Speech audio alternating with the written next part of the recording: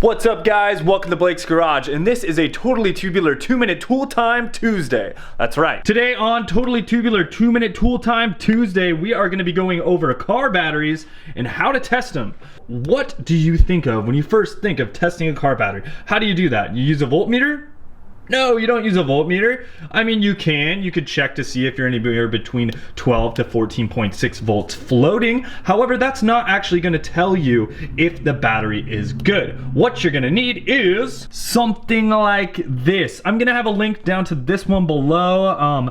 Tompadon, whatever it's called, sent me this in the mail, and we're gonna check this thing out. This is going to tell you your cold cranking amps, and that is a huge deal because that is what is going to make your starter motor turn over, are the actual cold cranking amps. So you can see this battery right here is a 800 cold cranking amp and a 1000 regular cranking amp battery. This is a really cool tool to have in your toolbox or to have in your garage, and this is going to give you the battery amperage or the cold cranking amps of a battery. This right now says that we have 10.46 volts, as you can see on there. We're just going to go ahead and hit the enter button. You can hit English.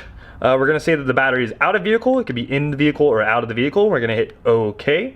We're going to say before charge. You can do it after charge as well. We're going to hit OK. We are going to go to AMG spiral and hit OK. Cold cranking amps. There's also cranking amps and BCI and MCA. I don't remember what all these ones do, but they do things. We're gonna go with the cold cranking amps because that's the US standard. We're gonna hit OK. We're gonna go to 800 amps, cold cranking amps, hit enter.